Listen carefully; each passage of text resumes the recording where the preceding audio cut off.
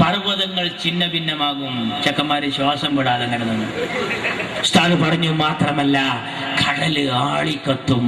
ബേജാറാക്കാൻ എവിടെക്കെങ്കിലും പോകണം. ഇതൊക്കെ കേട്ടപ്പോ ശാന്തമായ സൂചി വീണാ കേൾക്കുന്ന നിശബ്ദതയുള്ള ആ സദസ്സിൽ ഉസ്താദ് പറഞ്ഞു പത്രേ, അന്ന് അല്ലല്ലാത്ത ഒന്നും ഉണ്ടാവില്ല, അന്ന് അല്ലല്ലാത്ത ഒന്നും ഉണ്ടാവില്ല. അപ്പൊ പിന്നിലെ വെഞ്ഞിന്ന് ഒരു ചെക്കൻ സ്പീഡിൽ വന്നിട്ട് ചോദിക്കാത്തരെ അന്ന് മദ്രസ ഉണ്ടാവുമെന്ന്. ഓന്റെ ബേജാർ എന്താണെന്ന് അറിയാം, സദർ ഉസ്താദ് മരിച്ചിട്ടാണെന്ന് മദ്രസയ്ക്ക് വരഞ്ഞിട്ട് കാത്തിപ്പ് എന്ന പോലെ ഈ പള്ളി പൊളിക്കുന്നു, JCB വന്ന് മഞ്ചേരി പള്ളിയുടെ മിനാരം പൊളിക്കുന്നു, മദ്രസ അവതാളത്തിലാകുന്നു.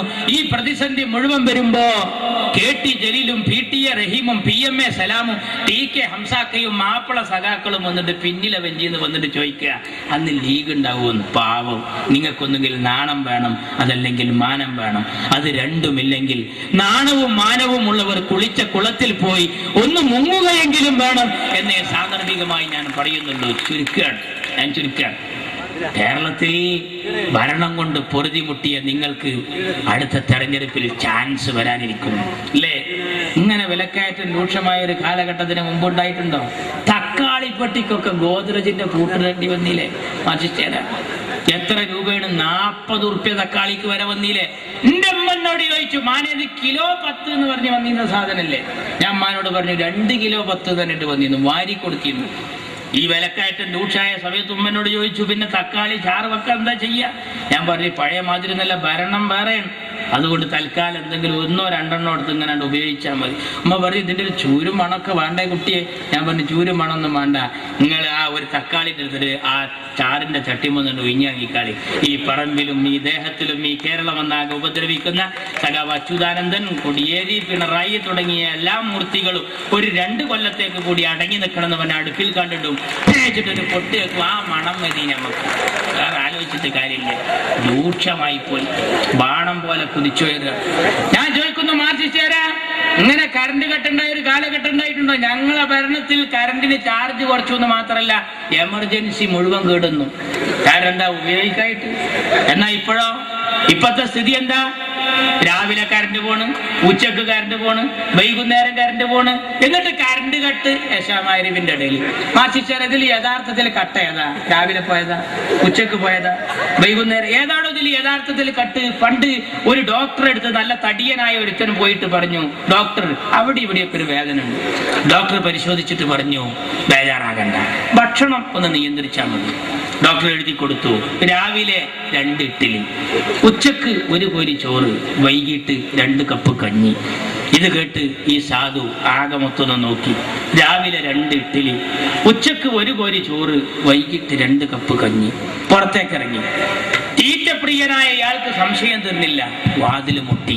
ഡോക്ടറുടെ അടുത്തേക്ക് തലട്ടിട്ട് ചോദിച്ചു, ഡോക്ടർ, രാവിലെ 2 ഇഡ്ഡലി, ഉച്ചക്ക് 1 കോരി ചോറ്, വൈകിട്ട് 2 കപ്പ് കഞ്ഞി എന്ന് നിങ്ങൾ ഈ പറഞ്ഞത്, ഇത് യഥാർത്ഥത്തിൽ ഭക്ഷണത്തിന്റെ മുമ്പ് അതാ ശേഷം? അതിനുള്ള ഭക്ഷണം മാറ്റിച്ചേര. രാവിലെ കറണ്ട് പോണ്, വൈകുന്നേരം കറണ്ട് പോണ്. എന്താ സ്ഥിതി? ആലോചിക്കണം സുഹൃത്തുക്കളെ. ഇവർക്ക് കഴിയില്ല. മാറ്റിച്ച് പാട്ടിക്കാർ റോഡൊന്ന് നന്നാക്കിക്കൂടെ? എന്റെ മുനീർ സാഹിബ് ആ റോഡ് നന്നാക്കിയപ്പോഴാണ് ഒരു വിദേശി വന്നിട്ട് ചോദിച്ചത്, ആരാണ് ഇവിടുത്തെ പൊതുമരാമത്ത് മന്ത്രി? ആ റൂമിൽ അതാ അനക്സിന്റെ വാതിൽ മുട്ടി. സൂര്യപ്രഭ പോലെ അത്തോളിയിലെ മുത്ത് CH-ന്റെ പുന്നാരമോൻ മുനീറിന്റെ കടന്നു വന്നു. ആ വിദേശി പറഞ്ഞത് കേൾക്കണം, ലീഗ് വിരോധികൾ ആരെങ്കിലും ഉണ്ടെങ്കിൽ. എന്താ വിദേശി പറഞ്ഞത്? മോനെ മുനീറെ, നിന്റെ മുഖം പോലെ സുന്ദരമാണ് നാഷണൽ ഹൈവേ എന്നാ. മാറ്റിച്ചേരാ മോനെ മുനീറെ, എന്റെ മുഖം പോലെ സുന്ദരമാണ് നാഷണൽ ഹൈവേ എന്നാ. സഖാവേ, മുനീർ സുന്ദരനാ, ഓ വല്ലാത്തൊരു സംഭവമാണ്. അതേമാതിരി ഒന്ന് എന്റെ കൂട്ടത്തിലുണ്ടെങ്കിൽ എത്ര നന്നായിരുന്നു. ഇപ്പൊ ഈ മാറ്റിച്ചേരോട് ചോദിച്ചു നോക്കാണ്, എന്താ സഖാവേ റോഡ് നേരാക്കാത്തത്? മഴല്ലേ മഴ. അപ്പൊ സഖാവേ എപ്പോഴും കറണ്ട് കട്ടാണല്ലോ. മഴ വേണ്ടേ മഴ. ഏതാ വിശ്വസിക്കുക മക്കളെ? ഒന്ന് ആലോചിച്ച് നോക്കൂ. ഇങ്ങനത്തെ ഒരു ഭരണം കേരളത്തിൽ ഇതിന് മുമ്പ് വന്നിട്ടുണ്ടോ? ഏതെങ്കിലും രംഗത്ത് മെച്ചെന്ന് പറയാണ്ടോ? ഞാൻ ചുരുക്കുന്നു സുഹൃത്തുക്കൾ, ഒരൊറ്റ കാര്യം പറയാം. സ്കൂളുകളെ മുഴുവൻ ചൂതാട്ട കേന്ദ്രമാക്കിയില്ലേ ഇവര്? ബുക്കില്ലാതെ പഠിക്കുന്നൊരവസ്ഥ വന്നില്ലേ? പരീക്ഷക്ക് പോണ മക്കൾ ചോദിച്ചു, ഞങ്ങൾ ഇതുവരെ ബുക്ക് കണ്ടിട്ടില്ല, പരീക്ഷ എഴുതണം, എന്താ എഴുതാൻ? ഞാൻ പറഞ്ഞു, ധൈര്യമായിട്ട് പോയിക്കോളി, പെന്നിൽ മഷി ഉണ്ടോ, നമ്പർ ഇടുക, 1 2 3 4. ബുക്ക് വന്നിട്ടില്ല, വരൂല്ല, കിട്ടിയിട്ടില്ല, കിട്ടാൻ സാധ്യതയില്ല.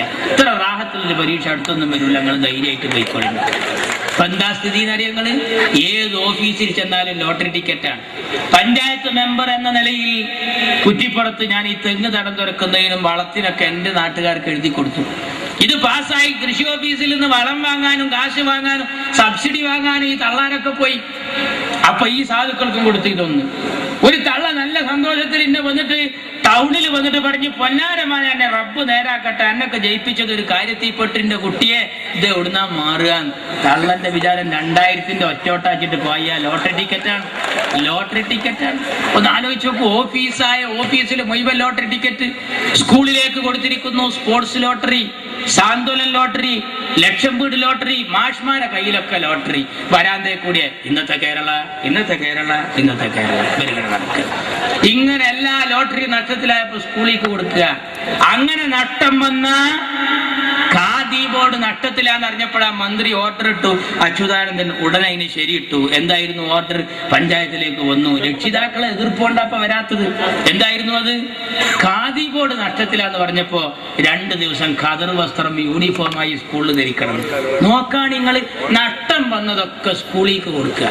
ഇങ്ങനെ പോയാൽ ആ ദിനേശ് പീടി നഷ്ടത്തിലായ എന്താകും സ്ഥിതി? ഹെഡ്മാഷ് പോയി 2 ബണ്ടല് വീടി വാങ്ങിക്കൊണ്ടിരുന്നു സ്കൂളിലാണ്ട് കൊടുക്കും. അങ്ങനെ നമ്മളൊക്കെ സ്കൂളിന്റെ അടുത്ത് പോയി നോക്കിയാൽ കാണാം 7 ബിന്നും 8 സിന്നും 50 എഫ് എന്നൊക്കെ ഒരു പുക ഇങ്ങനെ കൊണ്ട്. എന്താ സംഭവം എന്ന് ചോദിച്ചാൽ, ഈ പീരീഡ് ദിനേശ് പീഡിയ മക്കളെ കുടി പോയിട്ട് 5 വക്തിലും തോരുന്നോളി. Beverage corporation നഷ്ടത്തിലാകാതിരിക്കട്ടെ. അതും കൂടി നഷ്ടത്തിലായ നമ്മളെ മക്കളൊക്കെ കാട്രായി അടിച്ച് വരണ വരവൊന്ന് ആലോചിച്ച് നോക്കാൻ. ഒരു ഭരണം എന്തിനു പറ്റും? പാടത്തും പറമ്പിലും പാടുപെട്ട് പണിയെടുക്കുന്ന പട്ടിണിപ്പാവങ്ങളെ പല തവണ പലതും പറഞ്ഞ് പറ്റിച്ച പാരമ്പര്യമുള്ള പാർട്ടിയായ ഈ കമ്മ്യൂണിസ്റ്റ് പാർട്ടിയെ ഒരു പാഠം പഠിപ്പിക്കാൻ പാണക്കാട്ട തങ്ങളും പാണ്ടിക്കടവത്ത് കുഞ്ഞാലിക്കുട്ടിയും നയിക്കുന്ന ഈ പടയണിക്കൊപ്പം നിൽക്കുക. അള്ളാഹു അനുഗ്രഹിക്കട്ടെ. അസ്സലാമു അലൈക്കും. ജയ് മുസ്ലിം.